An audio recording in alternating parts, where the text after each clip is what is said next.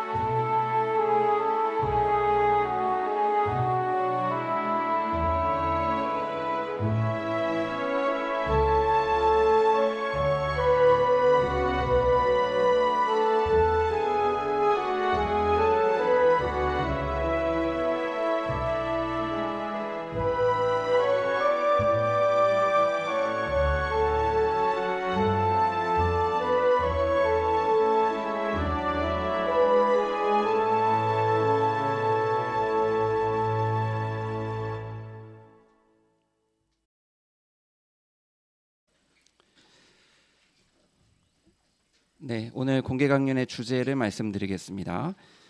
오늘 공개 강연의 주제는 지혜로운 결정 어떻게 내릴 수 있는가입니다. 다시 한번 말씀드리면 지혜로운 결정 어떻게 내릴 수 있는가라는 주제로 평택 북부 영어회 중에서 강희원 형제가 연설을 해주시겠습니다. 그러면 강 형제를 연단으로 초대하겠습니다.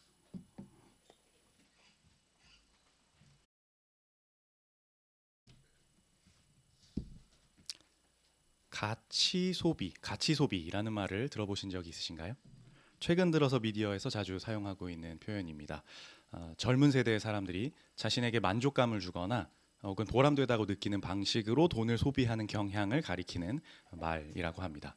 어떤 사람들은 소위 가성비, 그러니까 가격이 좀 저렴하고 품질이 좋은, 하지만 굳이 유명할 필요 없는 이러한 제품들을 사용하는 것이 훨씬 현명한 소비라고 생각하는 사람들이 있습니다. 그런가 하면 어떤 사람들은 가격이 좀 더 비싸더라도 그것이 친환경, 공정무역과 같이 이 지구나 혹은 인류 사회에 좀 더 보탬이 되는 방식으로 소비할 수 있다면 그것이 더 현명하다고 생각하는 사람들도 있는 것 같습니다.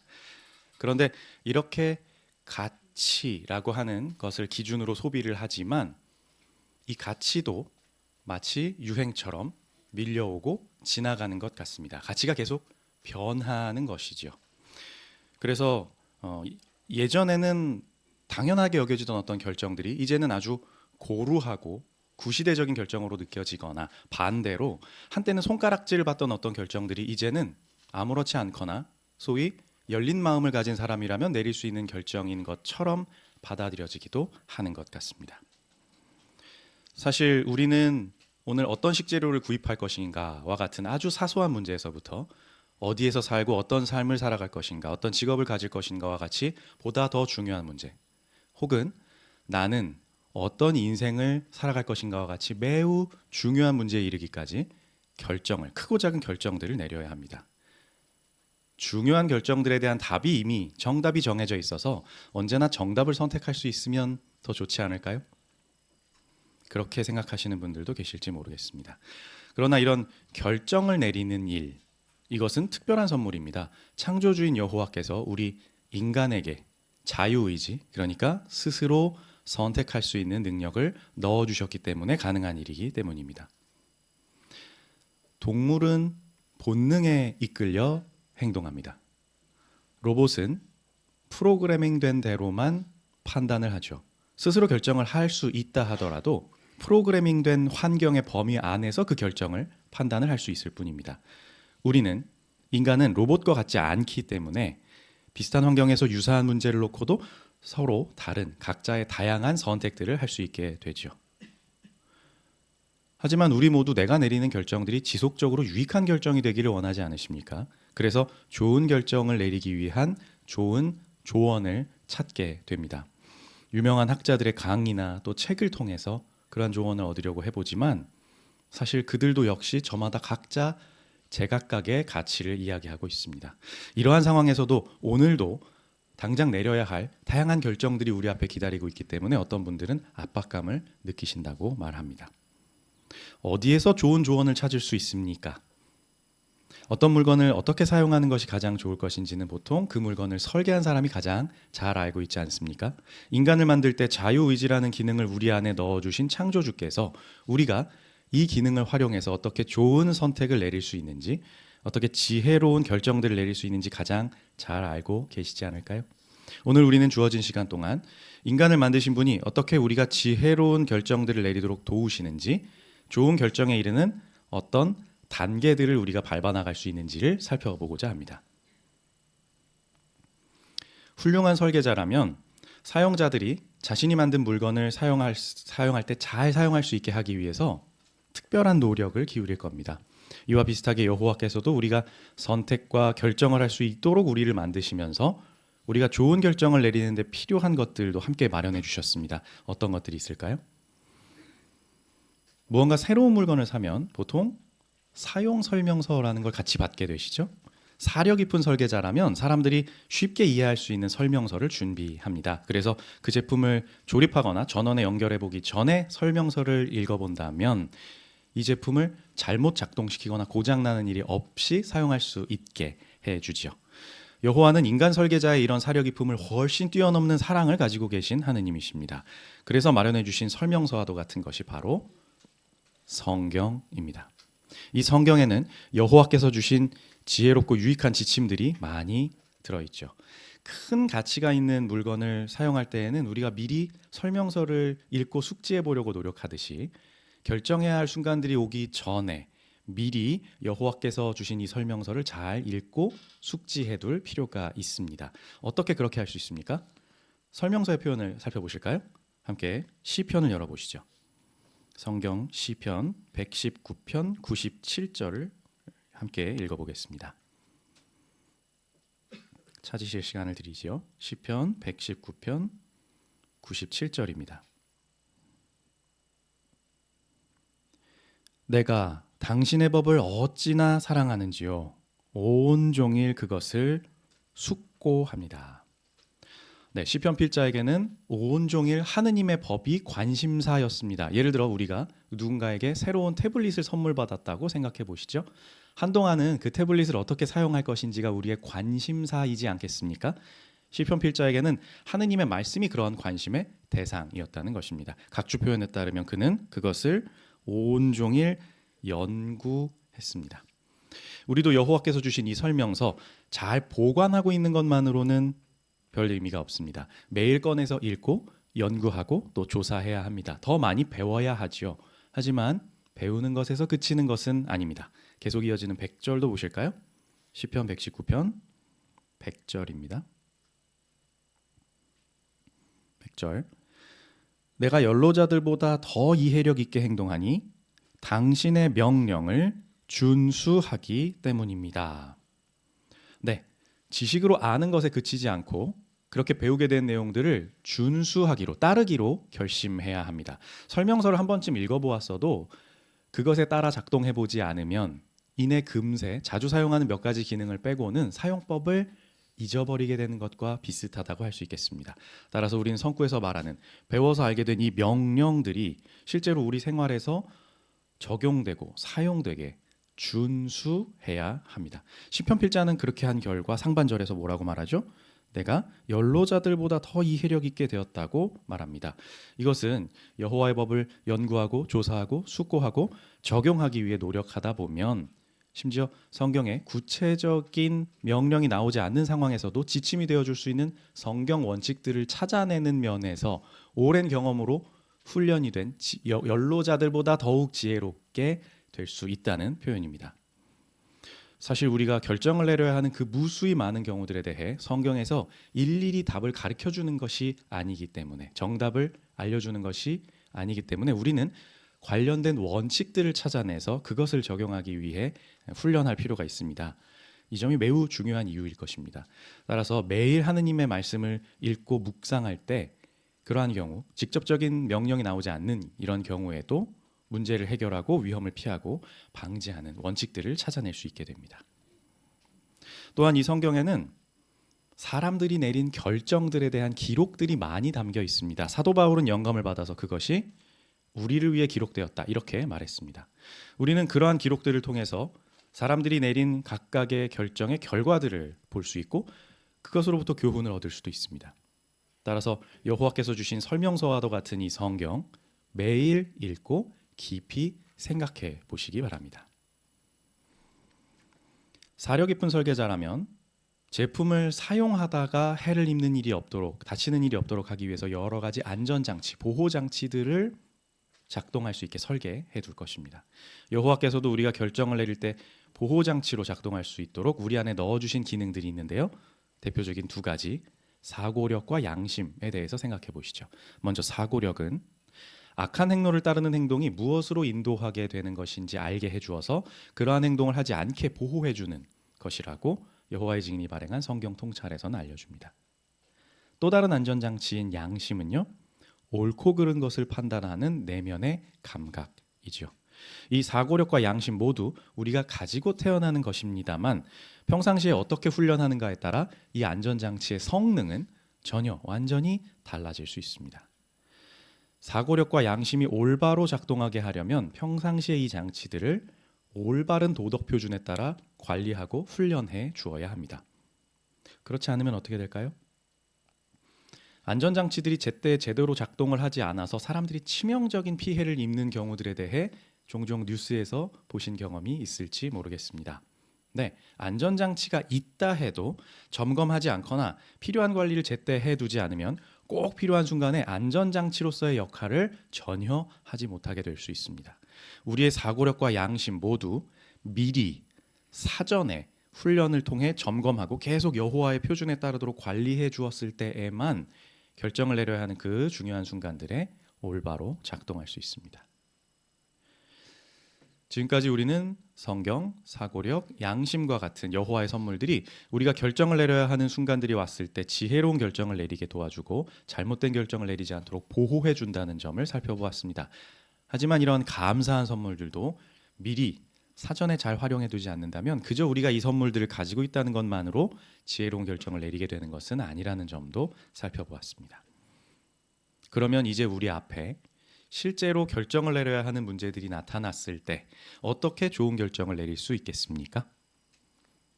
결정을 내릴 때 성경에 근거한 네 가지 단계를 따른다면 지혜로운 결정을 내리고 좋은 결과를 얻을 수 있습니다. 이제 그 단계들을 하나씩 살펴보도록 하시죠. 누군가에게 지혜가 없다면 그 사람은 어리석다고 말할 수 있겠죠. 그러니까 우리는 이 어리석은 사람의 방식은 피하고자 합니다. 그러면 지혜로운 결정을 내릴 수 있을 것입니다. 어떤 어리석은 방식을 피하면 좋을까요? 한 번은 여호와께서 고대 이스라엘 사람들과 관련해 모세를 통해 이렇게 말씀하신 적이 있습니다. 함께 성경 신명기 32장을 펴보실까요? 신명기 32장 29절입니다. 신명기 32장 29절 낭독드리죠. 그들이 조금만 지혜롭다면 그러면 이것을 숙고할 텐데, 자기들에게 닥칠 일을 생각할 텐데. 네, 우리는 결정을 내리기 전에 숙고해 보아야 합니다. 곰곰이 생각해 보아야 하죠. 무엇을 말입니까? 성구에서 알려주듯이 앞으로 닥칠 일을 생각해 보아야 합니다. 내가 할 수 있는 어떤 선택들이 있는지와 그 각각의 선택들이 어떤 결과로 인도되게 될 것인지 숙고해 보아야 합니다. 이렇게 하려면 분명 시간이 듭니다. 따라서 좋은 결정을 내리는 첫 번째 단계, 어리석음을 피하기 위해 우리가 해야 하는 일은 성급하게 결정하지 않는 것입니다. 여기서 선택에 따르는 결과들을 숙고하라고 했는데 구체적으로 무엇을 숙고하라는 것입니까? 이 선택을 하면 내가 기분이 좋아질까? 좀 더 행복해질까? 이런 점들일까요? 네, 물론 이 점도 중요합니다. 하지만 우린 더욱 중요한 이러한 성경의 조언도 있지 않습니다. 고린도전서 10장 31절로 33절에 담긴 조언입니다. 고린도전서 10장 31절로 33절입니다.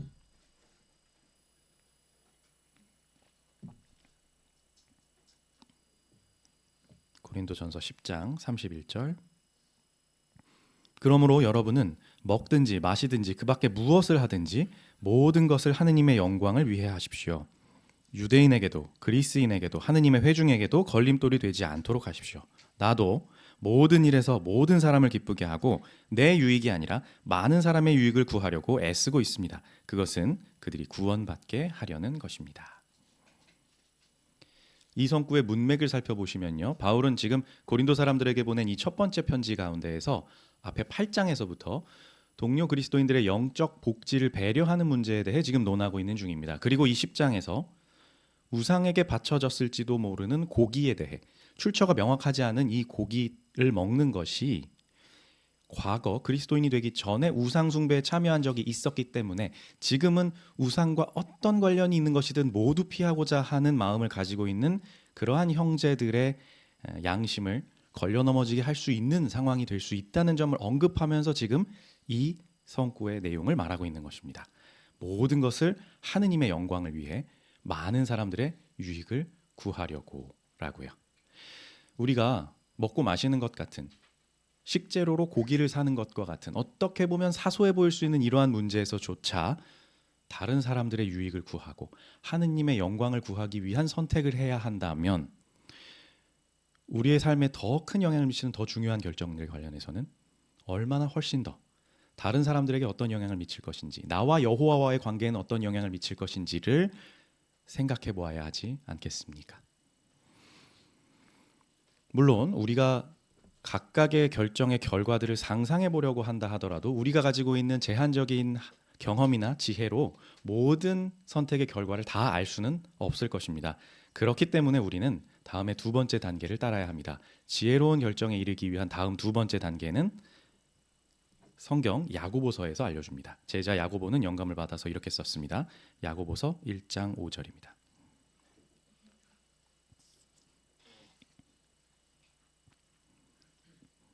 야고보서 1장 5절.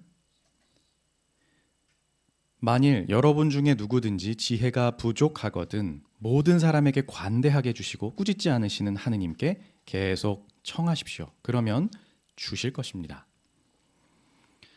사실 우리 중에 누구도 나에게는 충분한 지혜가 있어 라고 말할 수 있는 사람은 없을 것입니다. 우리는 어떤 면으로든 지혜가 부족한 것이 사실이죠. 그러므로 결정을 내릴 때 혹은 이미 내린 결정에 대해 검토해보는 면에서 여호와를 의지해야 합니다. 기도로 지혜를 구하는 것, 이것이 두 번째 단계입니다. 지혜를 달라는 것, 이 기도, 구체적으로 무엇을 의미할까요? 내가 내려야 하는 결정과 관련이 있는 성경 원칙이 무엇인지 분별하게 해달라는 청하는 것을 말합니다. 어떻게 그 원칙들을 내가 적용해야 할지 이해하게 해달라고 청하는 기도를 가리킵니다. 그렇게 한다면 그분은 우리가 지혜로운 결정을 내릴 수 있게 도와주실 것임을 이 성경 표현을 통해 느낄 수 있지 않으십니까?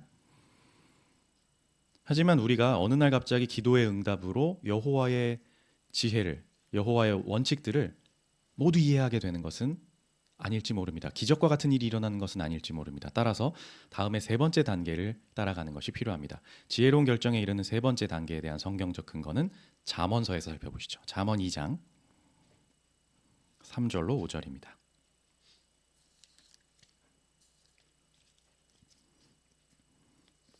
잠언 2장 3절로 5절 3절 낭독드리겠습니다. 또 이해력을 얻으려고 외쳐 부르며 분별력을 얻으려고 목소리를 높인다면 은을 구하듯이 그것을 계속 구하고 숨겨진 보물을 찾듯이 그것을 계속 찾는다면 그러면 너는 여호와에 대한 두려움을 깨닫고 하느님에 대한 지식을 얻게 될 것이다. 사실 이 성구의 표현들은 흥미롭습니다. 3절은 또라는 단어로 시작하는데요. 영어 표현을 보면 이 말은 더욱이, 그에 더해 이런 사상을 가지고 있는 단어라고 합니다. 앞선 구절들인 1절과 2절을 보시면 1절에서 받아들이고 쌓아두고 2절 귀를 기울이고 마음을 기울이는 것과 같은 행동들을 언급하지만 3절 이제 또 그에 더해 더욱 강력한 표현들이 사용되는 것을 볼 수 있습니다. 외쳐 부르고 목소리를 높이고 4절 계속 구하고 계속 찾는다는 표현 같은 것들 말입니다. 네, 좋은 결정을 내리기 위해 필요한 지혜를 구할 때 우리가 해야 하는 세 번째 단계, 철저히 조사하는 것입니다. 마치 땅속 깊이 숨겨진 보물을 캐려는 사람처럼 그렇게 해야 하죠. 우리는 여호와의 지혜가 땅속에서 솟아올라 우리 손에 턱하니 올라올 것을 기대하지 않습니다. 여호와의 증인이 발행하는 파수대 1998년 6월 15일호에서는 성경에 근거한 출판물들이 우리가 여호와의 말씀을 파고 그 의미를 분별하는 데 도움을 준다는 의미에서 영적인 곡괭이와 삽이라고 말할 수 있다. 이렇게 설명했습니다. 따라서 우리는 결정해야 하는 문제들과 관련된 어떤 성경의 원칙들이 무엇인지 철저히 조사할 때 이 곡괭이와 삽, 그러니까 그리스도인 회중을 통해 공급받는 조사 도구와 출판물들을 활용해서 철저히 조사할 수 있겠습니다. 또한 영적으로 장성한 그리스도인들에게 조언을 구할 수도 있겠죠. 하지만 이 경우라면 우리는 각자 자신의 짐을 져야 한다는 갈라디아 6장 5절의 원칙도 기억해야 합니다. 우리는 조언을 구할 수 있지만 대신 결정을 내려달라고 말하지 않을 것입니다. 이렇게 세 단계들을 거치고 나면 아마도 이제 어떤 결정을 내리는 것이 옳은 것인지 분명히 알게 되셨을 것입니다. 그러나 결정을 내리기 전에 따라야 할 단계가 아직 한 가지 더 남아 있습니다. 그 마지막 단계는 잠언 16장 20절에서 알려줍니다. 함께 잠언 16장 20절을 보실까요?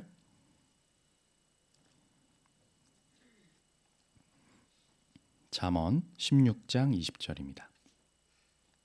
죄송합니다. 잠언 16장 2절입니다. 2절 사람의 길이 자기가 보기에는 모두 옳지만 여호와께서는 동기를 살피신다. 각주 표현을 보시면요. 우리의 선택이 우리가 보기에는 정결한 동기로 내린 옳은 결정처럼 느낄 수 있다는 점을 말하고 있습니다. 여호와께서 보시기에는 그렇지 않을 수도 있는데 말입니다. 즉 이 성구는 종종 우리가 단지 감정에 치우쳐서 결정을 하는 경향도 있다는 점을 솔직히 지적하고 있는 것입니다. 나는 어떤 동기로 이 결정을 내린 것입니까? 마지막 네 번째 단계, 자신의 동기를 솔직하게 검토해 보아야 합니다. 한번 상상해 보실까요? 내가 파이오니아 봉사, 건축 봉사, 베델 봉사, 왕국전파제학교와 같은 더 확장된 봉사를 하기 위한 지원서를 제출했다고 생각해 보시죠. 칭찬할 만한 결정으로 보이네요. 그런데 정말 여호와에 대한 사랑이 내가 이 결정을 하도록 나의 열망을 불러일으킨 것입니까? 혹시 나는 가족의 기대에 부응하고자 이 결정을 한 것은 아닙니까? 사람들을 기쁘게 하는 것이 나의 숨은 진짜 동기였던 것은 아닙니까? 여호와께서는 우리의 숨은 진짜 동기를 중요하게 여기십니다. 우리의 동기가 순수하지 않다면 우리가 겉으로 보기에 옳은 결정을 내렸다 하더라도 그 결정을 끝까지 고수하기 어려울 것이기 때문입니다. 솔직하게 검토해보지 않으면 자신은 순수하고 좋은 동기로 내린 결정이라고 착각하게 될지도 모릅니다. 마음은 믿을 수 없고 무모하다고 성경에서 알려주기 때문입니다. 혹시라도 내가 감정에 치우쳐 이 결정을 한 것이라면 여호와의 지혜가 없는 세상 사람들이 마음 내키는 대로 하는 그 결정의 방식과 무엇이 그리 다른 결정을 내린 것이란 말입니까? 따라서 중요한 결정을 내리기 전에 우리는 반드시 우리의 동기를 검토해 보아야 합니다. 이렇게 네 가지 단계 신중하게 모두 밟았다면 이제 미루지 말고 결정을 내려야 합니다. 결정한 것을 실행하는 단계에 접어든 것이죠. 제자 야고보는 우유부단한 사람이 여호와께 어떤 것도 받지 못할 것이라고 말했습니다. 하지만 사실 모든 결정이 실행에 옮기기 쉬운 결정은 아니지 않습니까? 어떤 점이 어려울 수 있습니까? 머리로는 옳은 결정인지 아는데 마음이 내키지 않는 결정들이 있을 수 있습니다. 내가 이걸 잘할 수 있을지 용기가 나지 않는 결정도 있을 수 있고, 이 결정대로 하려면 시간과 에너지가 참 많이 드는 결정일지도 모릅니다. 혹시 그런 마음을 느끼고 계십니까? 그렇다면 이 점을 기억하면 도움이 될 것입니다. 빌립보서 2장 13절의 조언입니다.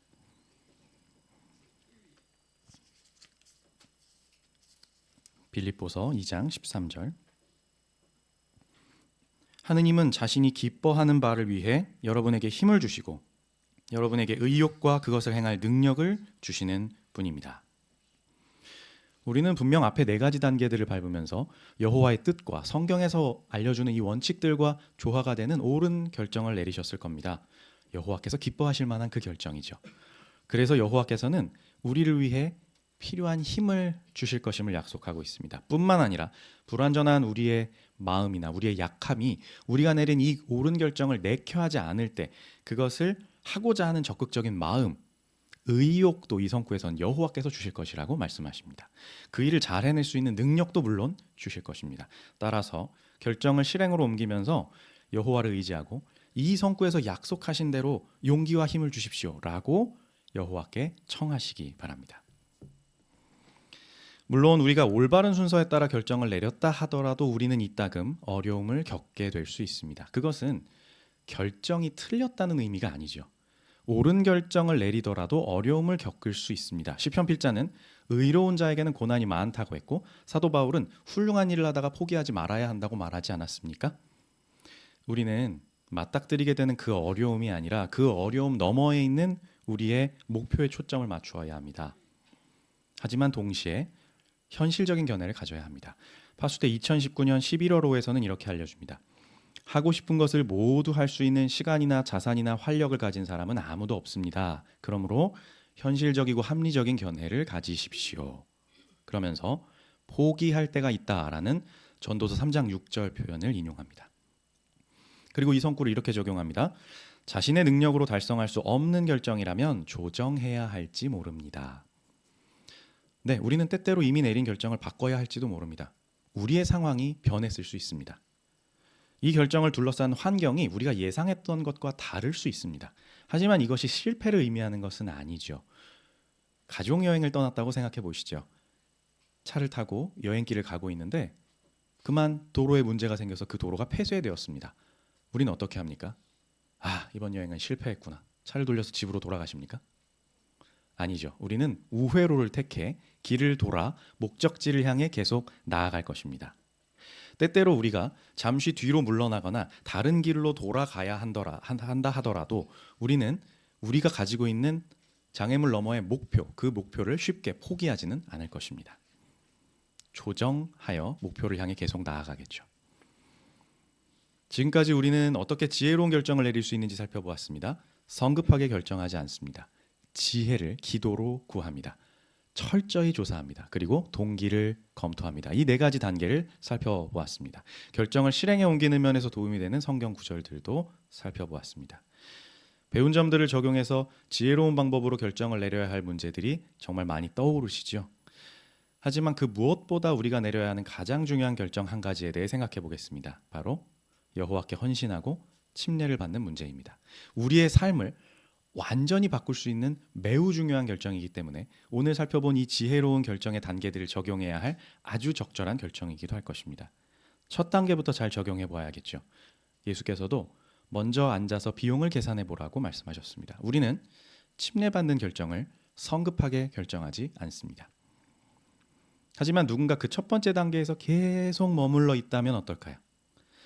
성경에서는 어떤 사람이 옳은 일을 할 줄 알면서도 하지 않는다면 그것은 죄가 된다고 말하기도 했습니다. 따라서 지금 내가 헌신하거나 침례받는 것을 주저하고 있다면 서두르는 것이 아니라 그렇게 주저하게 만드는 문제가 무엇인지를 파악하고 극복하기 위해 신속하고 분명한 조처를 취해야 할 때인 것입니다.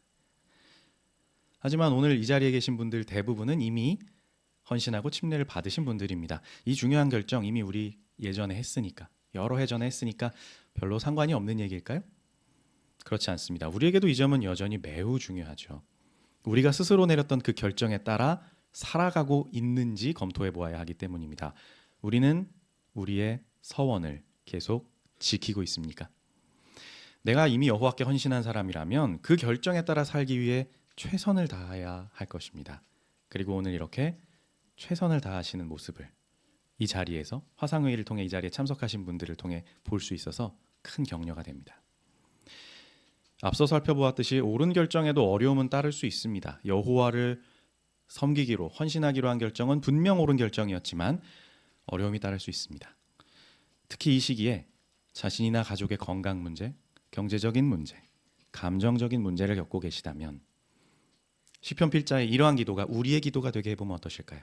함께 시편 119편 173절의 기도를 살펴보시죠.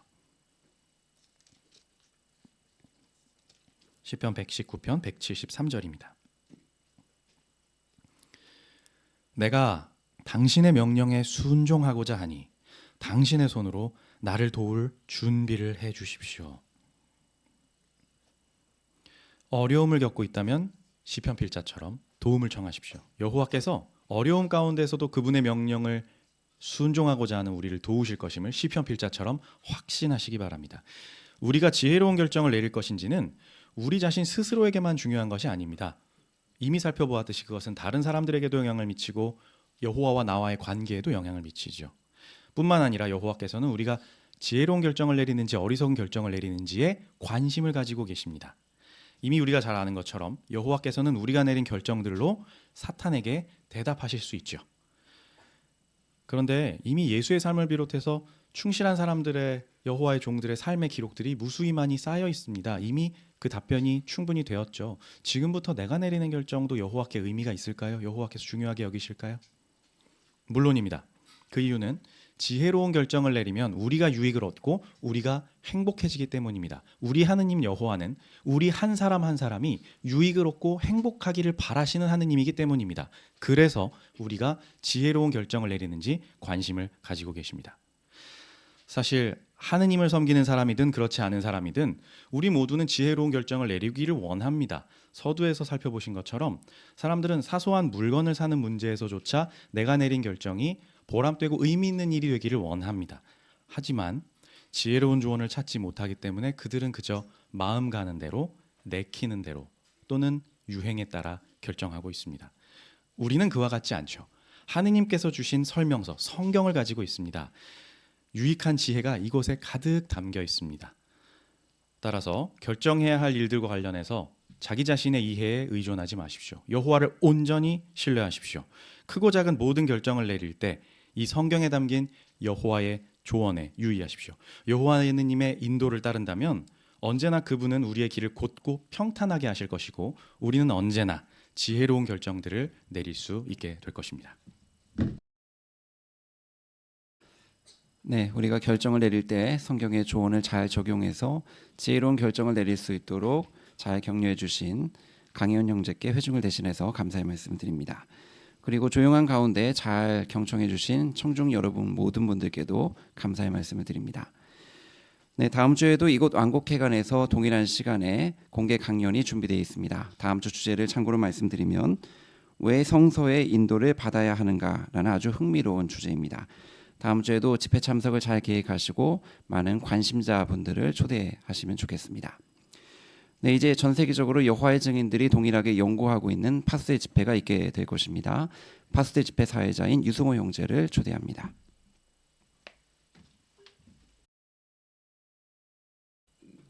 네, 우리 모두가 영적인 자격을 갖추는 데 도움이 되는 파스텔 집회에 함께해 주셔서 감사합니다.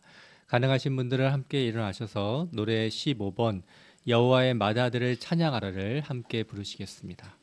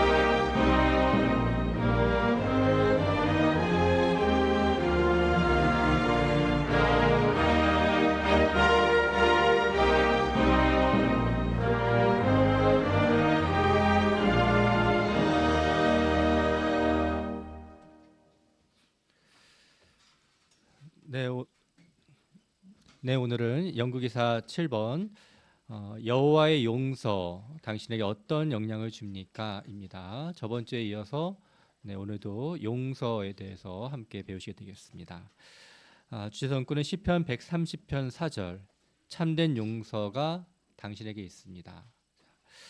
네, 오늘 사파가 총 12가지입니다. 아주 생생한 비유들을 보시게 될 텐데요. 이런 비유들을 통해서 여호와께서 우리 각자에게 베푸시는 참된 용서에 대해 감사하는 마음이 더 커질 수 있도록 우리는 그것에 대해서 더 생각해 볼 수 있게 될 것입니다.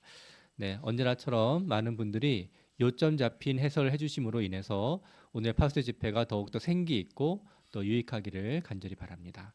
그러면 1항을 신규철 형제가 낭독해 주시겠습니다.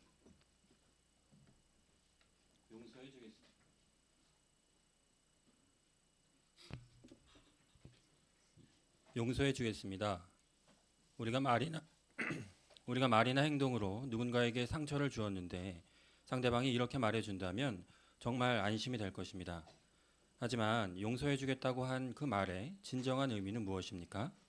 변함없이 친한 사이로 지내자는 뜻으로 하는 말입니까?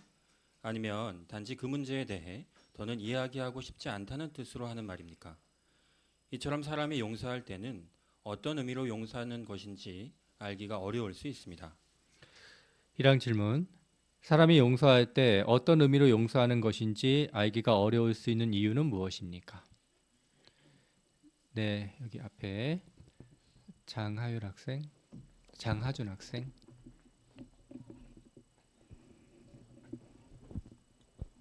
변함없이 친한 사이로 지내자는 뜻으로 하는 말이거나 아니면 그 문제에 대해 더는 이야기하고 싶지 않다는 뜻일 수 있기 때문에 어떤 의미로 용서하는 것인지 알기가 어려울 수 있습니다. 네, 잘 말했습니다.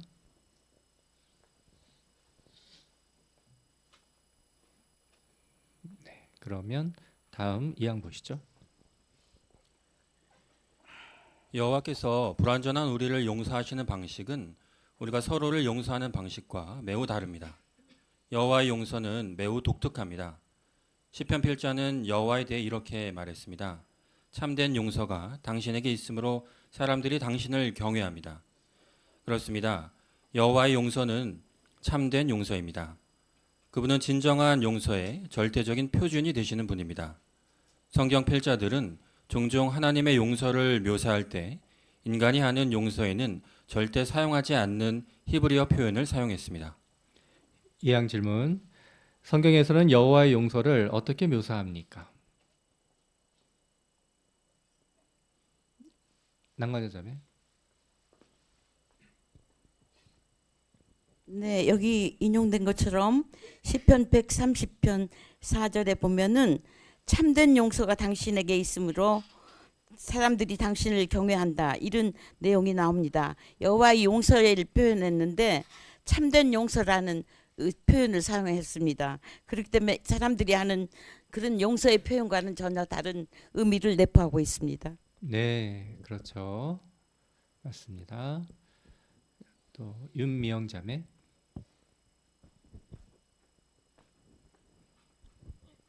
네, 전항에서 용서가 친한 사이로 지내자는 건지 또 이야기하고 싶지 않다는 것인지 알 수 없는 경우가 있다고 했지만 여호와의 용서라는 의미의 사하다는 히브리어 단어를 번역한 것으로 사람에게는 사용할 수 없는 표현입니다. 따라서 우리와는 방식이 매우 다르다는 것을 알게 됩니다. 네, 그렇습니다. 이강수 형제.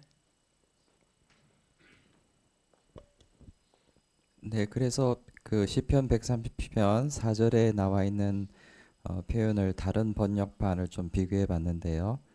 개역 한글판에서는 사유라고 되어 있고 또 미표준역이나 킹 제임스 성경에서는 단순히 용서라고 맹목적으로 그렇게 표현되어 있지만 신세개역 표현에서는 정확하게 참된 용서라는 표현을 쓰고 있습니다. 네, 그렇습니다.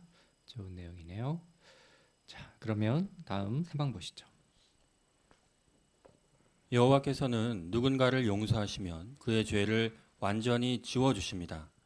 그분은 우리가 처음처럼 그분과 매우 좋은 관계를 누리게 해주십니다.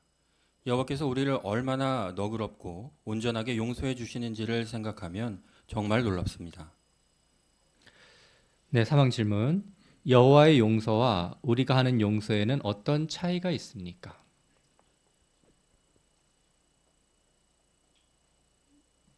전재민 형제. 여호와께서는 누군가를 용서하시면 그의 죄를 완전히 지워주심에 우리가 하는 용서와 차이가 있습니다. 네, 정확합니다. 잘 말씀하셨습니다. 전영민 형제. 예, 사람이 하는 용서는 소위 뒤끝이 있고 아니면은 관계가 손상돼서 예전처럼 복구되기가 참 어려운 부분들이 있습니다. 하지만 여호와께서는 완전히 지워주시고 또한 관계 또한 완전히 회복해 주십니다. 네, 그렇죠. 맞습니다. 김수현 자매.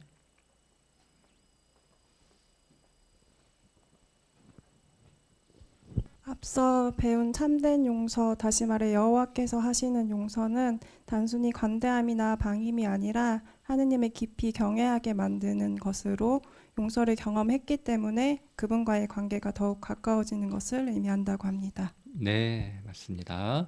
자, 여기 낭독 손구 좀 보실까요? 이사야 55장 6절과 7절 어느 분께서 낭독하시겠습니까? 네, 민재남 자매.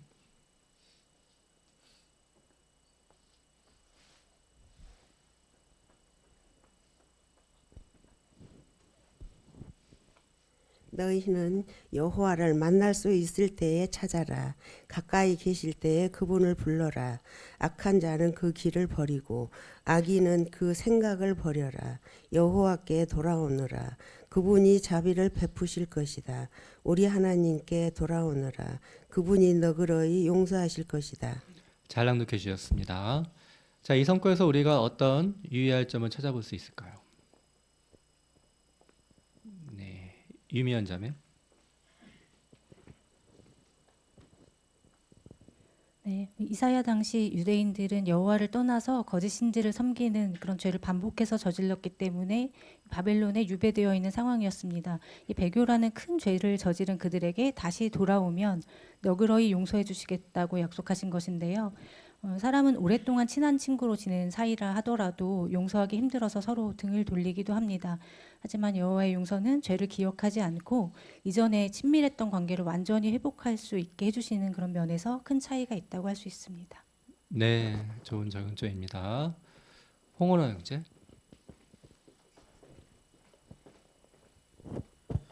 네, 우리의 용서와 여호와의 용서에 대해서 좀 생각을 해봤는데요.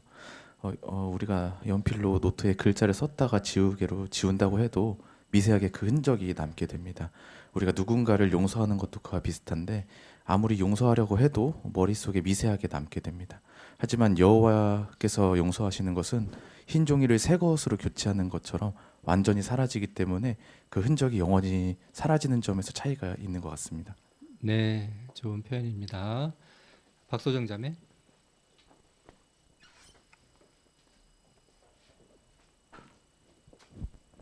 네, 또 이사야 55장 7절에서 여호와께서는 너그러이 각주에선 기꺼이 용서하실 것이라고 표현합니다. 기꺼이 용서하다에 해당하는 단어는 다른 사람에게 선물을 줄 때처럼 관대하게 그렇게 한다는 뜻을 담고 있다고 하는데요. 여호와께서는 어쩔 수 없이가 아니라 정성스럽게 준비한 선물을 주듯이 우리를 기쁘게 용서해 주신다는 점을 알게 됩니다. 네, 좋은 적용점입니다. 다음 사항 보시죠. 여호와의 용서가 우리가 하는 용서와 다르다면 어떻게 불완전한 인간인 우리가 여호와의 용서의 진정한 의미를 이해할 수 있습니까? 여호와께서는 우리가 그 점을 이해하도록 자신의 용서를 묘사하는 생생한 비유들을 알려주셨습니다. 이 기사에서는 그중 몇 가지를 살펴볼 것입니다. 그 비유들은 여호와께서 어떻게 죄를 없애주시는지 그리고 죄로 인해 손상된 관계를 어떻게 회복시켜 주시는지 보여줍니다. 이 비유들을 살펴보면 다양한 방법으로 자신의 용서를 나타내시는 따뜻하고 자비로운 우리의 아버지에 대해 감사하는 마음이 더 커질 것입니다. 사항. 여호와께서는 우리가 용서의 진정한 의미를 이해하도록 어떻게 도와주십니까?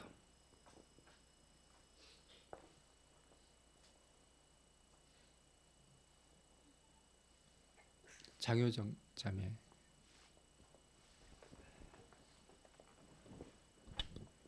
여호와께서는 자신의 용서를 묘사하는 비유들을 통해 어떻게 죄를 없애주시는지, 또 죄로 인해 손상된 관계를 어떻게 회복시켜 주시는지 보여주심으로 우리를 이해시켜 주십니다.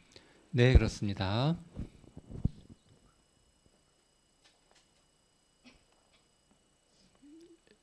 심재용 형제. 네, 특히 그 비유를 사용하실 때 불완전한 인간인 우리가 이해할 수 있는 범위 내에서 그러한 비유들을 사용하셨다는 점에서 특징이 있습니다. 네, 그렇죠. 좋습니다. 김명철 형제 뒤에. 네, 그분의 그런 용서를 나타내는 그런 비유를 통해서 여호와께서 얼마나 따뜻하고 자비로운 아버지인지 그 점을 알게 되고 감사함을 느끼게 될 것입니다. 네, 그렇죠. 맞습니다. 자, 그러면 이제 소제목 보시죠. 여호와께서는 죄를 없애 주십니다. 5항입니다. 성경에서는 죄를 종종 무거운 짐에 비유합니다. 다윗 왕은 자신이 지은 죄에 대해 이렇게 묘사했습니다.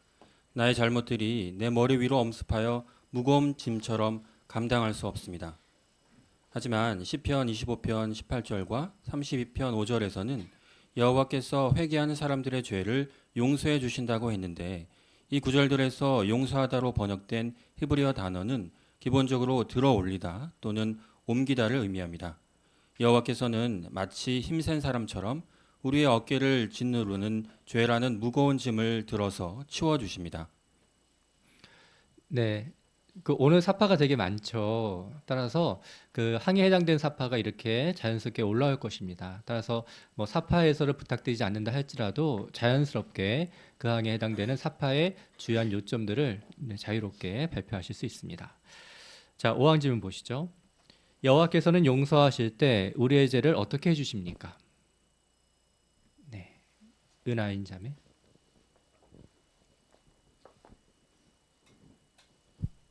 성경에서 용서하다로 번역된 히브리어 단어는 들어올리다 또는 옮기다라는 의미를 가지고 있다고 합니다. 여호와께서는 마치 힘센 사람처럼 우리의 어깨를 짓누르는 죄라는 무거운 짐을 들어서 치워주십니다. 네, 그렇죠. 맞습니다. 윤은주 자매.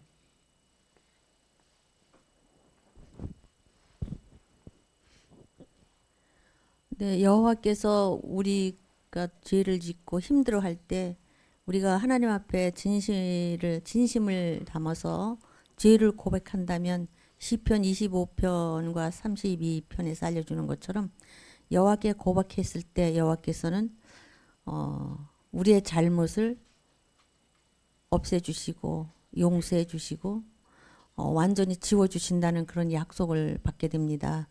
우리가 실수와 허물이 많지만 언제나 여호와께 그러한 허물을 자신이 인정하고 여호와께 털어놓는다면 우리 마음에 다시 한번 평화를 가져올 수 있고 그분에게 좋은 관계는 계속 지속될 것입니다. 네, 그렇죠. 좋은 점이네요. 이희성 형제. 네, 종종 우리의 죄가 너무 막중하게 느껴져서 용서받지 못할 것이라고 생각이 들기도 할 텐데요. 사파에서처럼 여호와께서는 용서를 그저 두 손가락으로 들어올리는 일로 가볍게 생각하실 수 있습니다.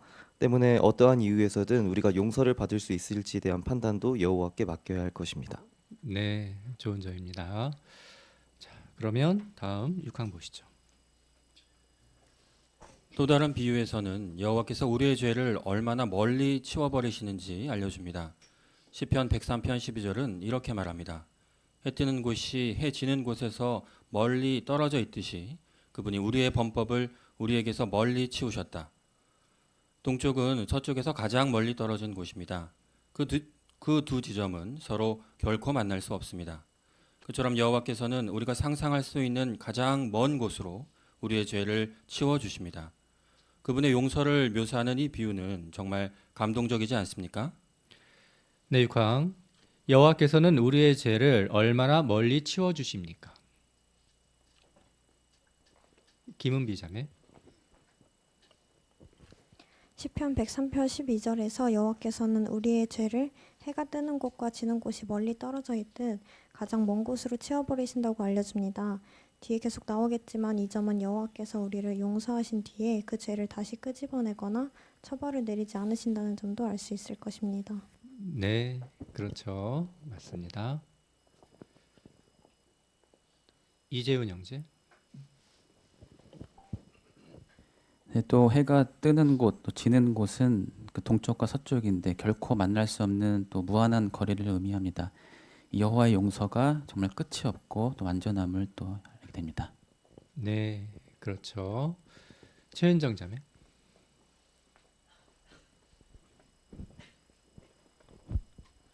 이전에 그 길라 졸업식 연설에서 이 성서 구절과 관련돼서 여호와께서 우리의 죄를 치워주시는 것은 죄의 냄새와 흔적까지 사라지게 하신 것이라고 말한 것이 기억이 나는데요.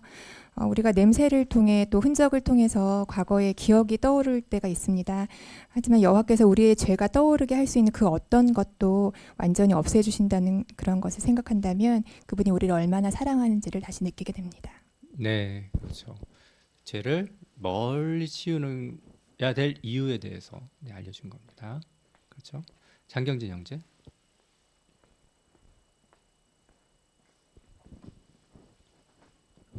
네, 상상할 수 있는 가장 먼 곳으로 치워주신다는 표현에서 우리가 그 해가 뜨는 곳이나 해가 지는 곳으로 만약 걸어간다고 상상해 본다면 우리는 그곳을 만날 수 없습니다. 여호와께서는 우리의 죄를 우리가 손닿지 않고 걸어서도 도달할 수 없는 곳으로 멀리 치우신다는 점을 이해할 수 있었습니다. 네, 그렇죠. 맞습니다. 자, 그러면 다음 7항 보시죠. 여호와께서 우리의 죄를 멀리 치워주기는 하시지만 계속 마음에 담아두시는 것은 아닙니까? 그렇지 않습니다. 히스기야 왕은 여호와에 대해 이렇게 말했습니다. 당신은 나의 모든 죄를 당신의 등 뒤로 던져버리셨습니다. 각주에 따르면 이 문장은 당신은 나의 모든 죄를 당신의 눈앞에서 치워버리셨습니다로 번역될 수 있습니다. 이 비유적 표현은 여호와께서 회개한 사람들의 죄를 가져다가 보이지 않는 곳으로 던져버리신다는 것을 보여줍니다. 이 문장은 다음과 같이 번역할 수도 있습니다. 당신은 나의 죄를 마치 없었던 일처럼 만들어 주셨습니다. 미가 7장 18, 19절에 기록된 또 다른 비유는 그 점을 더욱 강조합니다. 그 성구에서는 여호와께서 우리의 죄를 바다 깊은 곳에 던지신다고 알려줍니다. 고대 바다 깊은 곳에 던져진 물건을 되찾는다는 것은 사실상 불가능한 일이었습니다. 네, 먼저 낭독 성구부터 보실까요? 미가서 7장 18절과 19절입니다. 자, 여기를 어느 분께서 낭독해 주시겠습니까? 조번우 자매.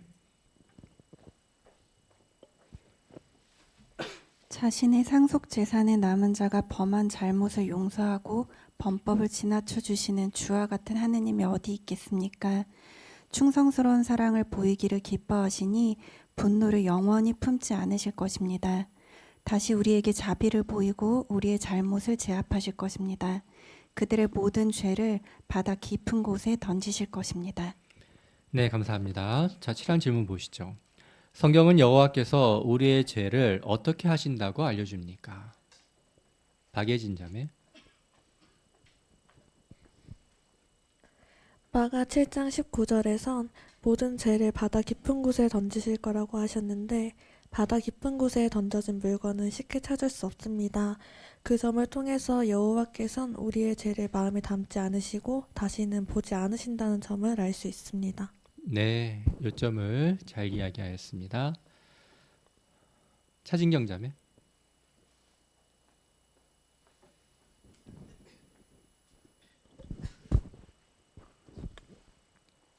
네, 여기 사파에 나오는 물고기는 수심 2000m 깊은 곳에서도 서식할 수 있는 심해 아기라고 합니다. 검색해보니 인간이 현대 과학으로 만들 수 있는 잠수정은 최대 1000m 정도까지 잠수할 수 있다고 하는데요. 이처럼 고대나 현재에도 우리의 죄를 절대 되찾을 수 없는 곳에 던지심으로 없던 일처럼 만들어 주십니다. 네, 그렇죠. 예전 애니메이션 나왔던 그런 심해 아기 잘 설명해 주셨습니다. 윤미경 자매. 또 미가 7장 19절의 표현처럼 우리는 저지른 잘못들이 문득 생각나서 그것에 스스로 정복되고 마는 정복당하고 마는 때가 있는데요. 하지만 여호와께서는 그것을 완전히 제압해서 더 이상 우리를 괴롭힐 수 없도록 또 해주신다는 점에서 그분의 사려 깊음과 사랑이 느껴집니다. 네, 그렇죠. 좋은 점입니다. 은효상 형제.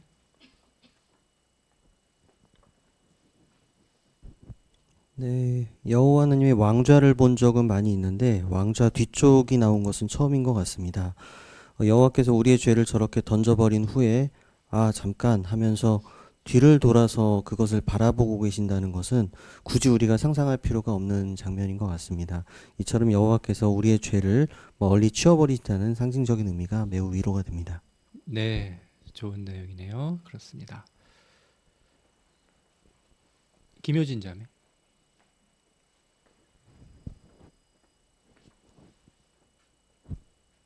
이사야 38장 17절에서는 나의 모든 죄를 당신의 등 뒤로 던져버리셨습니다 라고 하였는데요. 여기 각주에 따르면 당신의 눈앞에서 치워버리셨습니다로 번역이 된다고 합니다. 이것은 우리가 어떤 쓰레기를 쓰레기통에 버리고 나면 그런 쓰레기를 다시 뒤져보지 않는 것처럼 여호와께서 다른 번역판에서는 이런 내용을 마치 없었던 일처럼 만들어 주신다는 점을 알게 됩니다. 네, 좋은 성구 적용이네요. 감사합니다. 자, 그러면 다음 또 파랑 보시죠. 이러한 비유적인 표현들은 여호와께서 우리를 용서하시면 우리의 죄라는 무거운 짐을 완전히 치워주신다는 것을 알려줍니다.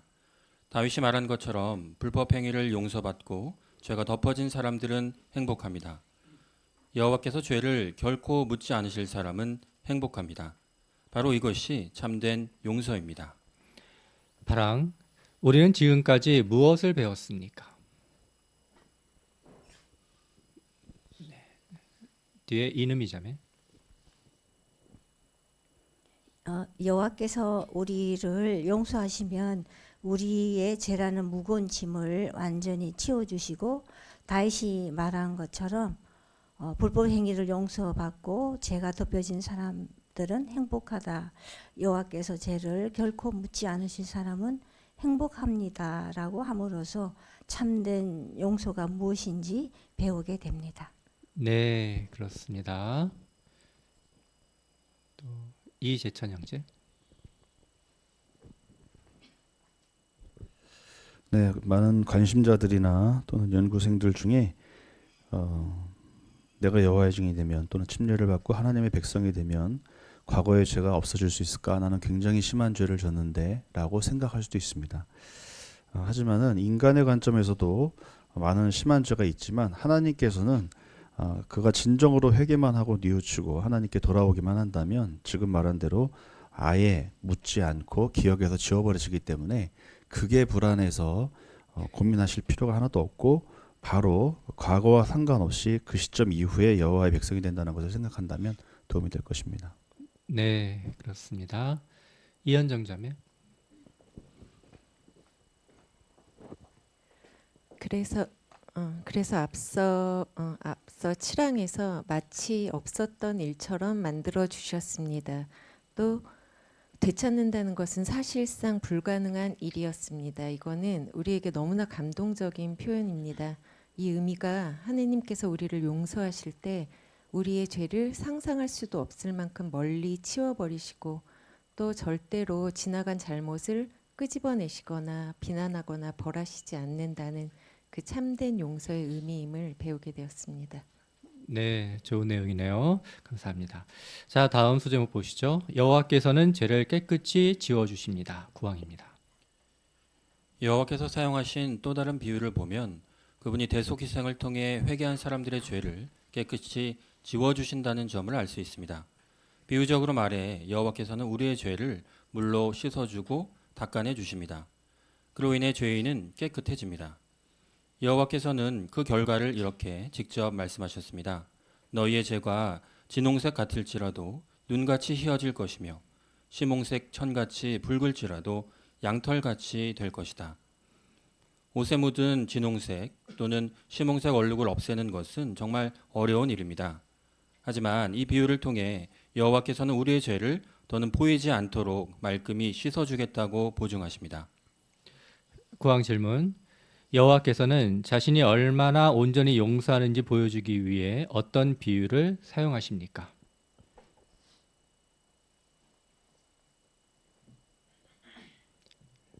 김태희 자매. 할머니의 실수로 제 옷에 락스 자국이 남아서 혼자 속상해하던 기억이 있습니다. 하지만 여호와께서는 그런 옷도 얼마든지 깨끗하게 만드실 수 있는데요. 그래서인지 이사야 1장 18절에서 우리가 함께 얼룩을 지우듯 문제를 깨끗하게 바로잡자는 여호와의 말씀이 얼마나 온전한 용서인지 생각해 볼 수 있었습니다. 네, 자신의 경험을 잘 얘기해 주셨네요. 좋습니다. 윤미영 자매.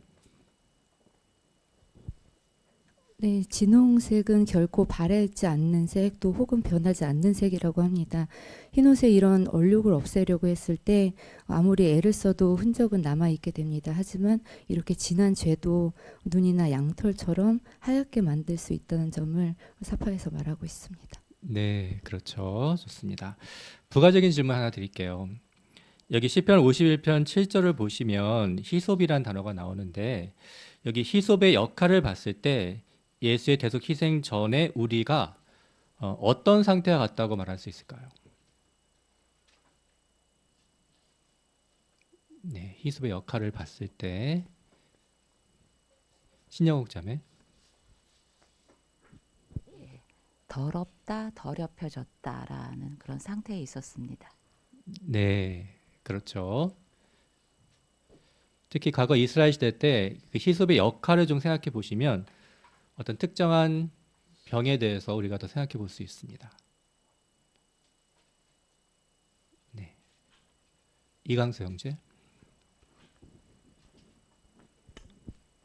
네, 히솝이라는 것은 그 중동 지역에 있었던 관목을 가리키는 것인데 성경을 찾아보게 되면 어떤 정결 의식에 사용되는 것인데 특히 나병 환자의 정결 의식에 사용되었다는 것을 알려줍니다. 네, 그렇습니다. 좀 생각해 보시면 좋아요.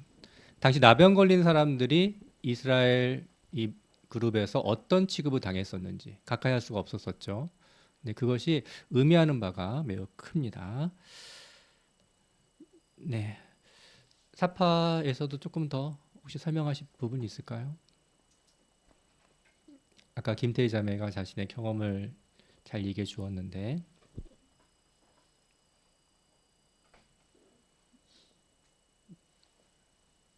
네, 신영욱 자매.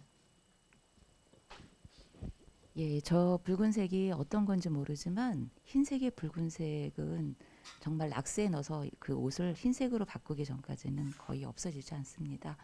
정말 과거에 이 표현을 쓰셨을 때 지금처럼 화학이 많이 발달되지 않은 그런 시대에 그런 저런 걸 했을 때 결코 인간의 힘으로 지울 수 없는 죄를 여호와께서 없애주시겠다는 그런 좋은 비유인 것 같습니다.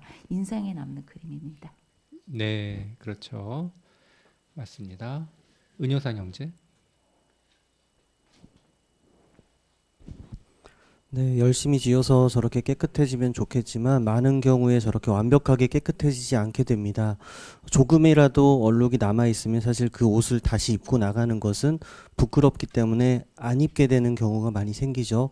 하지만 여호와께서는 아주 깨끗하게 지워주시기 때문에 우리가 죄책감 없이 죄의식 없이 그런 옷을 다시 입을 수 있게 만들어 주시는 것처럼 생각해 주신다는 점을 생각해 보게 됩니다. 네, 그렇습니다. 장은하 자매.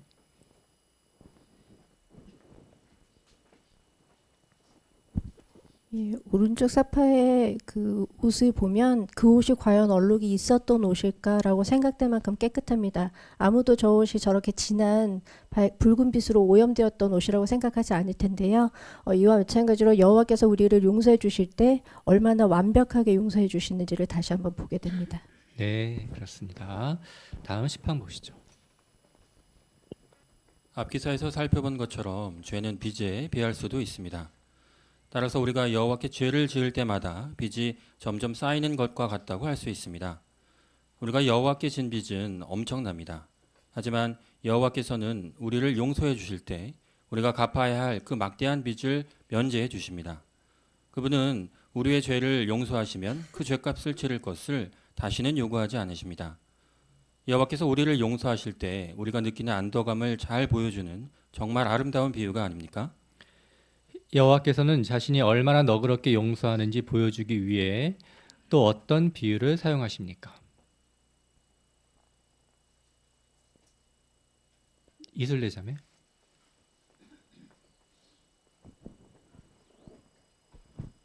네, 우리가 여호와께 진 빚은 엄청나게 많지만 여호와께서 우리를 용서해 주실 때 그 빚을 면제해 주시고 다시는 요구하지 않으십니다. 네, 맞습니다. 잘 설명해 주셨습니다. 이 사파는 어떤 장면인 것 같으세요? 이렇게 보시면 사파는 어떤 장면이라고 생각되십니까? 이재천 형제. 네, 빚을 진 계약서를 완전히 찢어서 파기함으로써 더 이상 빚에 대한 책임을 묻지 않는다는 걸 의미합니다. 네, 그렇죠.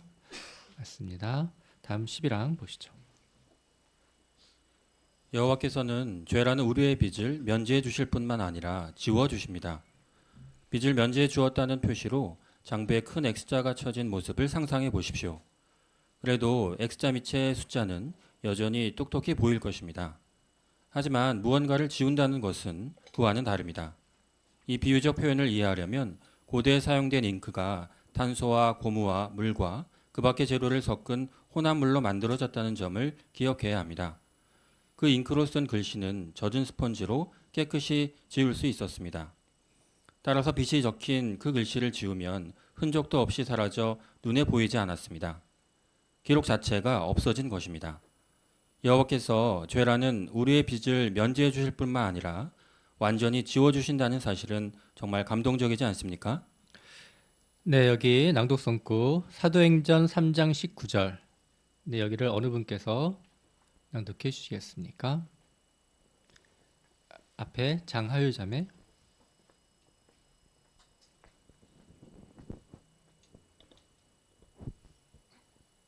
그러므로 회개하고 돌이켜 여러분의 죄가 지워지게 하십시오. 그러면 새 힘을 얻는 때가 여호와로부터 올 것이고. 잘 낭독했습니다. 자, 11항 질문. 우리의 죄가 지워진다는 성경의 말씀은 무슨 뜻입니까?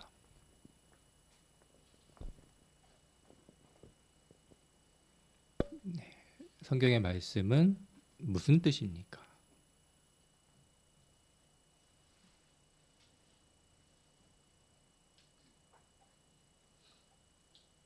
앞에 장경진 형제.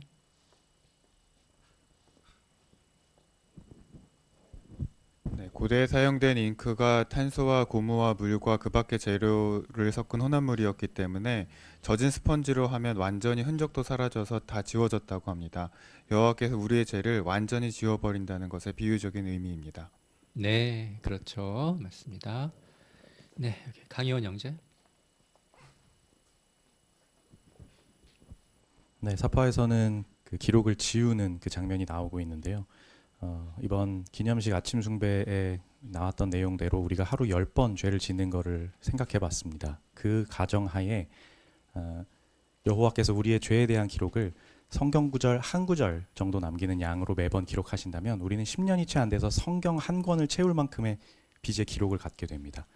그 위에 여호와께서 X표를 치신다 하더라도 저의 죄의 양에 대해 제가 압도될 것 같다는 느낌을 받았습니다. 하지만 여호와께서 이 모든 죄의 기록들을 다 깨끗이 지워 없애서 마치 공책처럼 만드시고 원래 없었던 것처럼 완전히 용서하신다는 사실에 위로를 얻게 됩니다. 네, 좋은 내용이네요. 그렇습니다.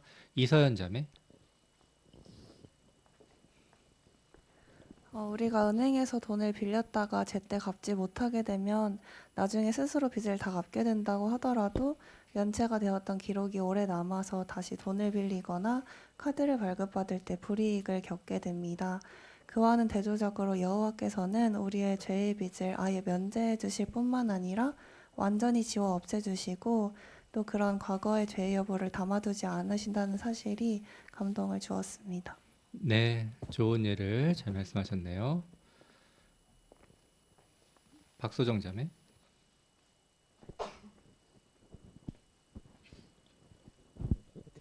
네, 또 잉크로 글씨를 쓴 지가 얼마 안 되었다면 젖은 스펀지로 글씨를 지울 수 있었지만 이미 쓰인 지 오래되었다면 불가능한 일이었다고 합니다.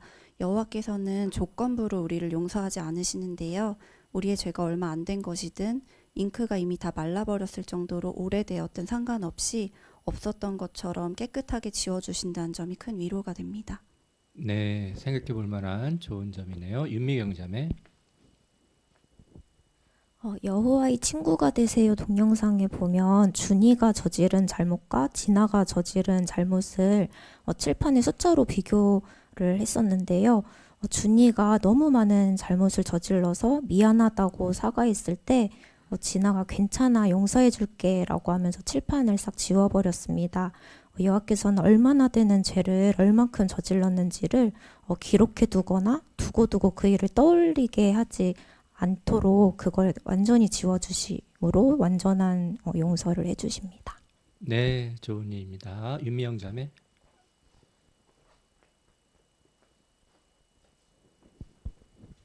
네, 이 부분을 다른 출판물에서도 당신은 나의 죄를 일어나지도 않은 일처럼 만드셨습니다 라고 말합니다.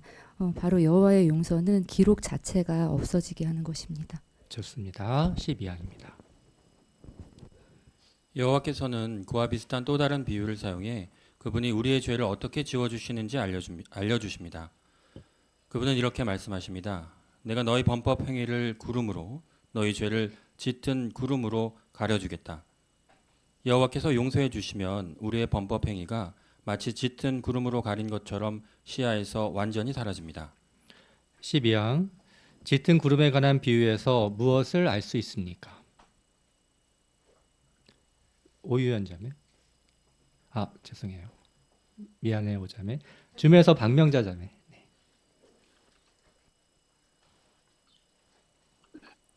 네, 이사야 44장 22절에서는 내가 너의 범법 행위를 구름으로 너의 죄를 짙은 구름으로 가려주겠다 하므로 여호와께서 용서해 주시면 우리 범법 행위가 마치 그 짙은 구름으로 가린 것처럼 시야에서 완전히 사라집니다. 네, 아주 잘 말씀해 주셨습니다. 그렇죠. 김지웅 형제. 네, 사파의 짙은 구름이 잘 표현이 되어 있는데요. 이 짙은 구름 뒤에는 무엇이 있는지 아무리 봐도 알 수 없습니다. 마찬가지 여호와께서는 짙은 구름으로 우리의 죄를 가려주시고 우리도 더 이상 죄가 생각나지 않고 죄책감에서 벗어날 수 있게 됩니다. 네, 그렇죠. 맞습니다. 난강자 자매.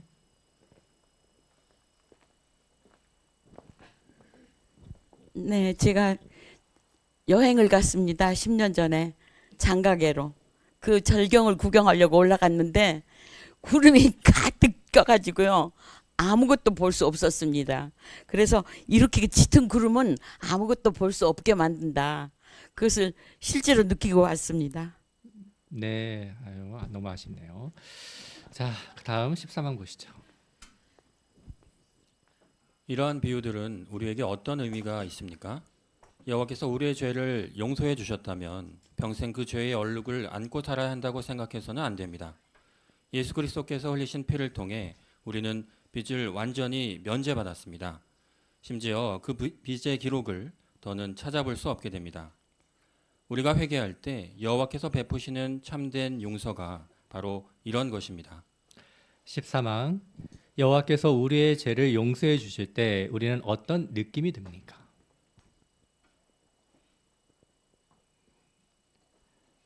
네, 우리는 어떤 느낌이 듭니까?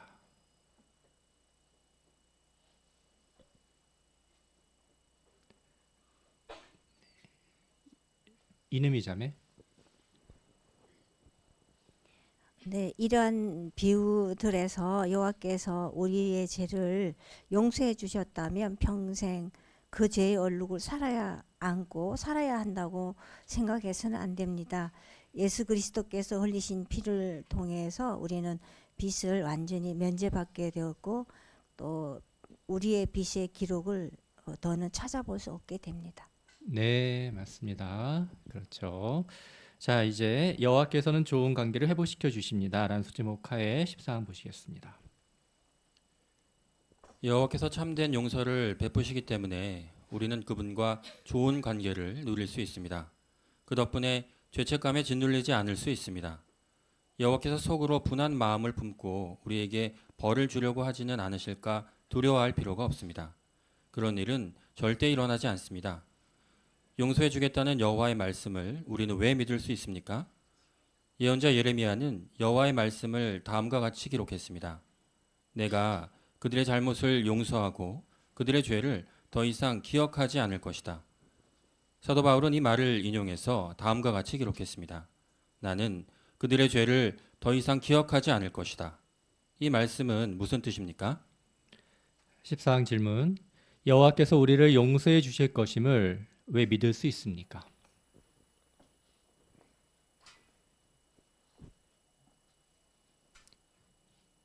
용서해 주실 것임을 왜 믿을 수 있습니까?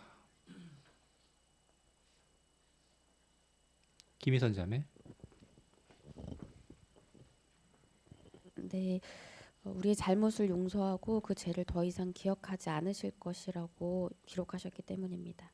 네, 그렇죠. 맞습니다. 자, 여기 앞에 사파를 한번 보시면요. 아주 단순한 모습이죠. 자, 이 모습에서 우리가 이 14강 관련된 어떤 중요한 점을 찾아낼 수 있을까요? 결국 계속 우리가 강조받고 있는 것이 여호와님과의 관계입니다. 이 소제목에서도 여호와님께서 좋은 관계를 회복시켜 주셨습니다라는 부분이 있는데, 자, 그런 점을 생각해 보시면서 이 사파에서는 지금 우리에게 어떤 것을 알려주고 있습니까? 뒤에 박준범 형제. 우리가 누군가에게 잘못이나 실수를 할 때 그 사람이 아무리 용서했다고 나는 괜찮다고 말해도 상대방의 얼굴을 제대로 바라보거나 그 사람을 위해서 미소를 짓거나 이전과 같은 행동을 보이기가 어렵습니다. 하지만 사파에 있는 자매는 하늘을 쳐다보면서 정말 평온한 모습으로 평온한 표정을 짓고 있는데, 이것은 그가 여호와의 관계가 회복되었음을, 그래서 여호와 하나님을 똑바로 바라볼 수 있고 그분에게 미소를 지을 수 있을 만큼 관계가 회복되었다는 것을 생각나게 해줍니다. 네, 그렇죠. 중요한 점입니다. 이현정 자매. 그래서 이 사파 자매의 얼굴 같은 표정의 표현을 14항에서는 여호와께서 속으로 분한 마음을 품고 우리에게 벌을 주려고 하지는 않으실까 두려워할 필요가 없습니다. 그런 일은 절대 일어나지 않습니다라고 표현해 주므로 우리도 저 자매의 표정과 같은 얼굴을 할 수 있을 것을 확신할 수 있습니다. 네, 그렇죠. 앞에 강현 형제.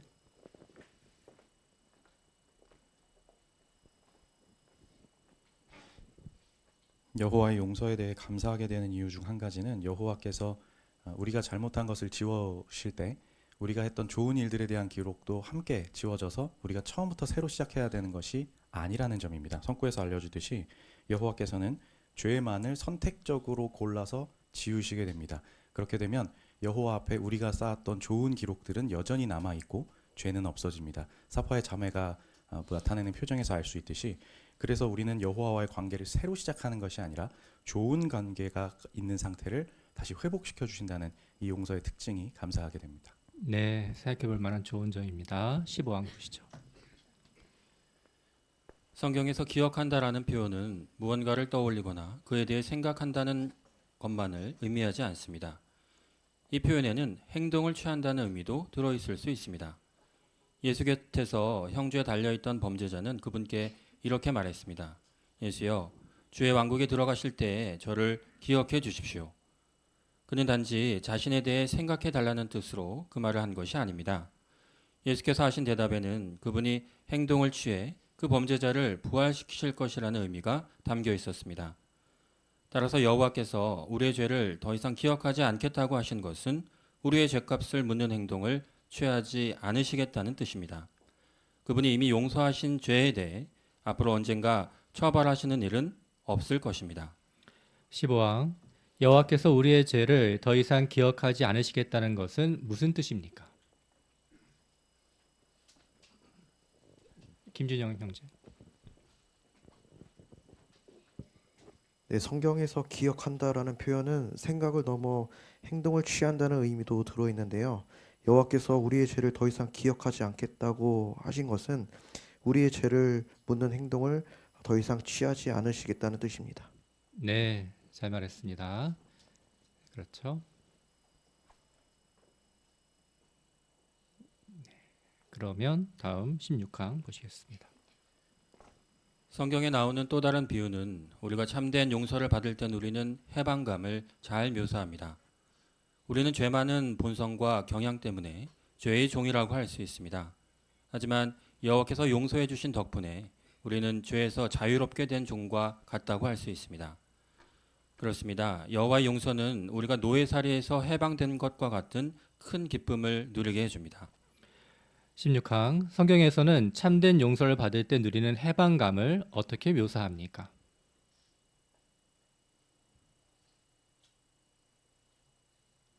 자, 해방감을 어떻게 묘사합니까?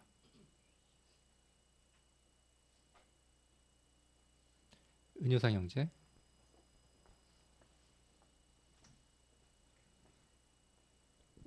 네, 성서 표현에서는 죄에서 자유롭게 된 종이라고 표현하였습니다.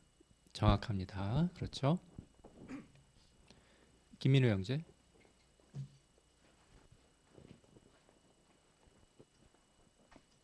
네, 사파에 나오는 이 사람의 팔이 아마도 강한 쇠사슬로 단단하게 결박이 되어 있었을 것입니다. 아무것도 할 수 없는 그야말로 종과 같은 신분이었을 텐데 자신의 힘이 아닌 여호와께서 그렇게 해주심으로 이런 결박을 끊어내는 듯한 정말로 진정한 해방감을 잘 묘사해 주는 것 같습니다. 네, 그렇습니다. 박소영 형제. 네, 우리는 어떤 면으로 사형 선고를 받은 이 죄인이라고 할 수 있습니다. 하지만 나중에 무죄로 판결이 나왔다고 한다면 아마 그 해방감은 말로 표현할 수 없을 정도로 기쁠 것입니다. 계시록 1장 5절의 표현처럼 여호와 하나님과 예수께서 나타내신 이런 대속 희생이라는 과분한 친절 덕분에 그 일이 가능해졌다는 것을 알 수 있습니다. 네, 그렇습니다. 자, 다음 17항 성구부터 먼저 낭독해 주시죠. 이사야 53장 5절.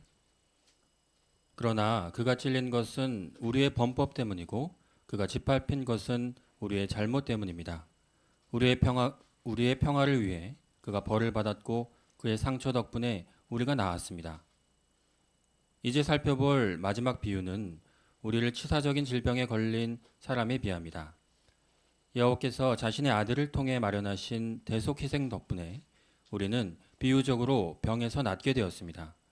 대속 덕분에 우리는 영적인 질병에 걸려 손상되었던 여호와와의 관계를 온전히 회복할 수 있게 되었습니다. 심각한 질병에서 나은 사람이 크게 기뻐하는 것처럼 여호와께 용서를 받아서 영적으로 치료받고 다시 그분의 은혜를 누리게 되는 것도 매우 기쁜 일입니다. 하느님의 용서 덕분에 우리는 어떻게 병에서 낫게 됩니까?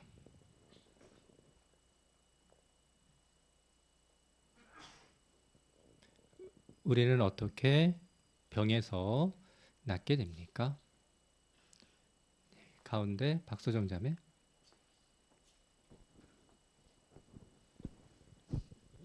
네, 대속 덕분에 우리는 영적인 질병에 걸려 손상되었던 여호와와의 관계를 온전히 회복할 수 있게 되었습니다.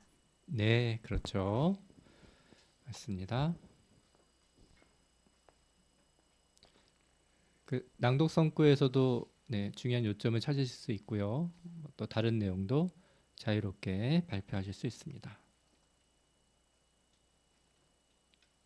사파도 설명 가능하시고요. 네, 윤미영 자매. 네, 낭독된 성구에서는 예수께서 고통과 죽음을 당하신 것은 우리의 잘못 때문이었고 또 그 고통 때문에 우리가 나올 수 있었다고 합니다. 죽을 수밖에 없었지만 대속 희생으로 우린 심각한 영적 병에서 치료받을 수 있었습니다. 네, 그렇죠. 맞습니다.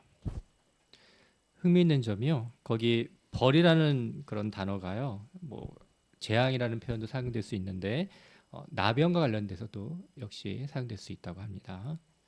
네. 신영욱 자매. 예, 저는 그렇게 그러한 예수 그리스도라는 좋은 약으로 치료를 받아서 병이 나은 저 오른쪽에 있는 저 남자, 젊은 남자가 햇빛을 받으면서 너무나 행복해하는 모습이 참 인상적이었습니다. 그 성경 우리 아까 파랑에서도 로마서 4장 7절 8절에서 보면 행복합니다라는 표현이 나왔거든요. 그러니까 이 행복은 우리가 잠깐 즐겨서 오는 그런 행복하고는 다르거든요.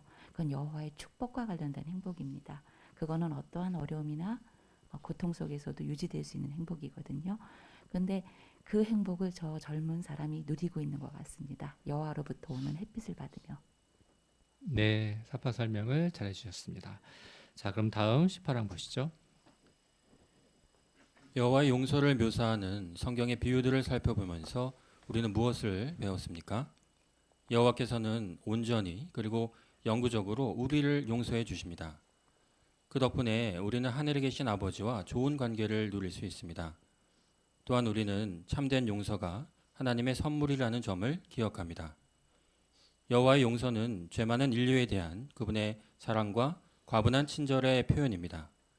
인간에게는 그러한 용서를 요구할 권리가 없습니다. 18항 질문. 여호와의 용서를 묘사하는 성경의 여러 비유들을 살펴보면서 무엇을 배웠습니까? 네, 무엇을 배우셨습니까? 어강교 형제.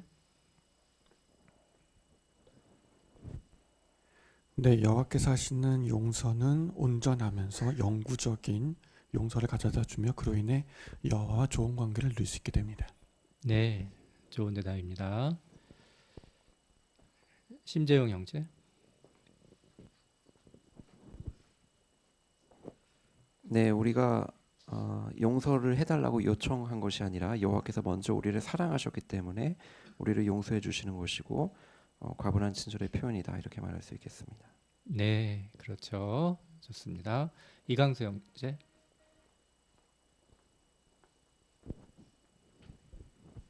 네, 그런 비유들을 좀 검토해 보면서 공통적으로 여호와 하나님과 좋은 관계도 필요하다는 관계를 해주신다는 점도 알게 되었고, 따라서 성서에 나오는 그런 참된 용서라는 여호와께서 표현하신 것들이 왜 정관사로 표시가 되었는지를 이해하게 되었습니다. 네, 그렇습니다. 자, 그럼 이제 마지막 19항 보시죠. 로마서 4장 8절. 여호와께서 죄를 결코 묻지 않으실 사람은 행복합니다. 여호와께서 참된 용서를 베푸신다는 사실에 우리 모두는 매우 감사합니다. 하지만 우리가 그분의 용서를 받으려면 반드시 해야 할 일이 있습니다. 예수께서는 그 점을 이렇게 알려주셨습니다. 여러분이 사람들의 잘못을 용서하지 않으면 여러분의 아버지께서도 여러분의 잘못을 용서하지 않으실 것입니다. 따라서 우리는 여호와의 용서를 반드시 본받을 필요가 있습니다.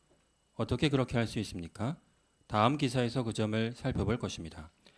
네, 신규철 형제 좋은 낭독 감사합니다. 기억 질문 보시죠. 우리는 무엇에 대해 감사해야 합니까? 앞에 김은경 자매.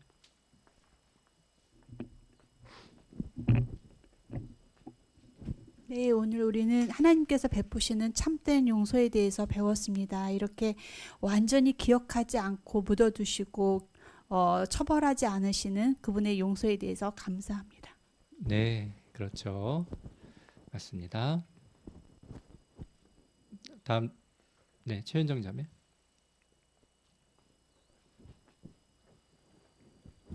네, 또한 단지 죄에서 해방된 것만이 아니라 그분과 좋은 관계를 다시 회복할 수 있게 도와주신 것에 감사합니다. 네, 그렇죠. 니은 질문. 다음 기사에서는 무엇을 살펴볼 것입니까? 임채린 자매. 여호와의 용서를 어떻게 본받을 수 있는지 다음 기사에서 살펴볼 것입니다. 네, 그렇죠. 아주 실용적인 점을 다음 주에 배우시게 될 것입니다. 어떻게 대답하시겠습니까? 라는 세 가지 질문이 있습니다. 첫 번째, 성경에서는 여호와께서 우리의 죄를 없애주시는 것을 어떻게 묘사합니까? 오유연 자매.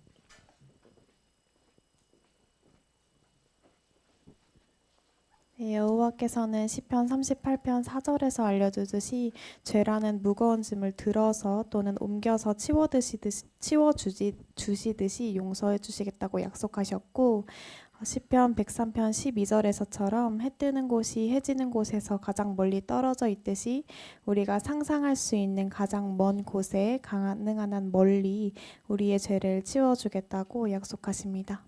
네, 중요한 점을 잘 말씀해 주셨습니다. 다음, 여호와께서 우리의 죄를 깨끗이 지워주신다는 것을 어떻게 알 수 있습니까? 어강교 형제.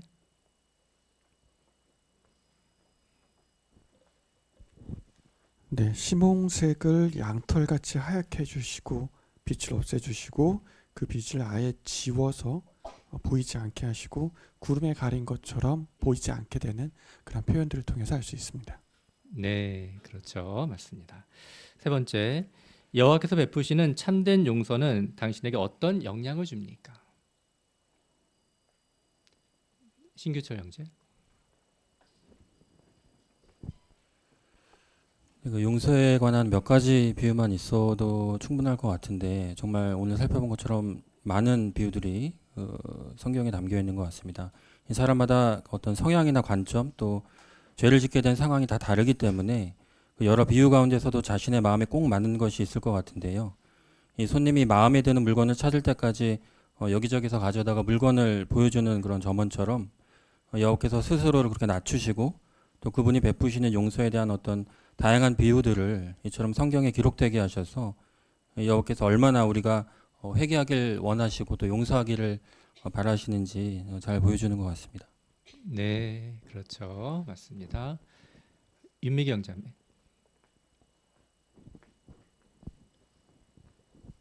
또 이렇게 쇠사슬에 손발이 묶여 있으면 여호와를 위해서 할 수 있는 것이 없을 것입니다. 하지만 친히 이렇게 제거를 해주셨기 때문에 정말 그분을 위해 할 수 있는 많은 것들을 자유롭게 하면서 그분을 행복하게 기쁨을 드리면서 살고자 하는 마음을 갖게 됩니다. 네, 그것도 좋습니다. 네. 그 오늘 유영재가 왜 그 성구에서 직접적인 것도 아니고 간접적으로 언급되어 있는 그 나병에 대해서 언급을 했을까 좀 궁금하신가요? 이 나병이라는 특징은요, 사람들과의 관계를 끊어놓는 그런 질병입니다. 당연히 이스라엘 시대 때 그 나병은 매우 혐오스럽고 또 불치병으로도 알려져 있었습니다. 또 전염될 수 있었기 때문에 사람들로부터 반드시 격리해야 했습니다. 심지어 어떤 종교 지도자는요, 저기 멀리서 나병 환자가 걸어오는 것처럼 보이면 돌을 던져가지고 쫓아냈다고 합니다. 근데 비유적으로 우리 인간은 이 죄로 인해서 그 나병에 걸린 상태입니다. 또 당연히 부정하였기 때문에 순결하신 여호와 하나님께 가까이 다가설 수가 없는 상태였습니다. 하지만 여호와께서는 우리가 구항에서 언급되어 있는 시편 52편 7절의 말씀처럼 기꺼이 우리의 죄를 물로 씻어주셨고 닦아주셨습니다. 즉 완전히 용서해 주신 것이죠. 자, 이것이 우리에게 어떤 의미가 있습니까? 오늘 주제가요, 여호와의 용서 당신에게 어떤 영향을 줍니까?입니다. 네, 영향. 자, 나병에 걸린 이스라엘 백성이 다시 완전히 깨끗해진다면 그는 무엇을 가장 하고 싶겠습니까? 아마 다시 이스라엘 진영으로 돌아가서 사랑하는 사람들을 만나고 싶어 할 것이었습니다. 마찬가지로 죄로 인해서 비참한 상태였었던 우리가 여호와의 참된 용서로 인해서 다시 깨끗해졌다면은 그분과의 좋은 관계를 회복하는 데 있어 가장 관심을 기울여야 될 부분일 것입니다.